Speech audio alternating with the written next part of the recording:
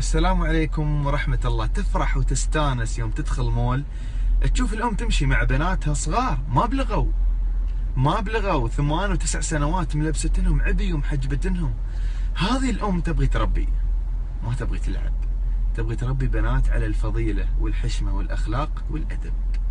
لذلك قالوا: وينشأ ناشئ الفتيان منا على ما كان عوده أبوه، من شب على شيء شاب عليه.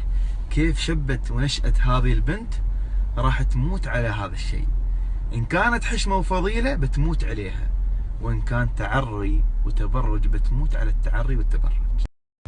لكن للأسف والمصيبة بيقولون أن هذه الأم معقدة بناتها، معقدات، والأم متخلفة. ليش؟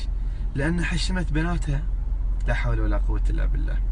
مفاهيم لابد أن تصحح. بنت عمرها 19 سنوات لابسة لي قميص كت برمودا، هذا ستر؟ طيب يا أستاذ فيصل، البنت ما بلغت، يعني قلم التكليف ما جرى عليها. إيه صح، ما جرى عليها. لا يعني هذا أن نعري بناتنا في المولات من كثر ما نشوفهم. لا يا أخي، الحشمة مطلوبة حتى لو أنها ما بلغت. هذه تربية، أنت تربي تنشئها على الحشمة والستر، مو شرط البلوغ. اليوم البنات هذول الصغيرات ترى يعرفون 7 8 9 سنوات، يعرفون كل شيء يعرفون.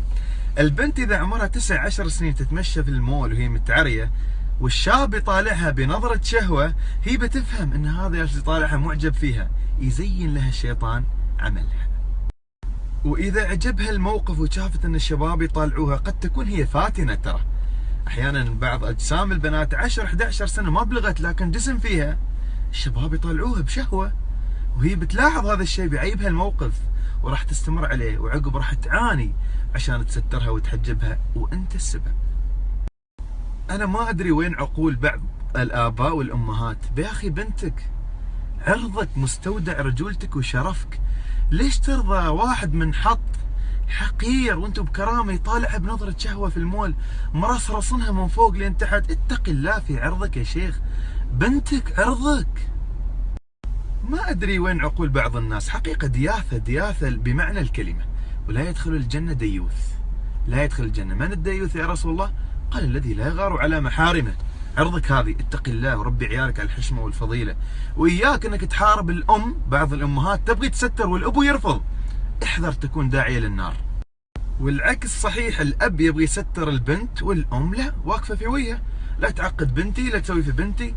يا أخي تعاونوا على الخير، تعاونوا على البر والتقوى، خلوك كونوا مفاتيح خير، ربوا عيالكم على الفضيلة والحشمة والستر بما يرضي الله عز وجل. يكفي فوضى. الجيل قوم ب 12 و13 هم مسوين مشاكل اليوم. حضرت أكثر من مدرسة قدمت فيها محاضرات، بنات في الثانوية العامة أعمارهم 17 و18 سنة، فاهمات. للأسف الغالب مطلع شعارها من قدام. ليش؟ لأنها ما تربت يوم صغيرة على الستر، ما تربت على الحشمة والفضيلة. والمصيبة العظمى يوم تشوف الأم بروحها أصلا متبرجة.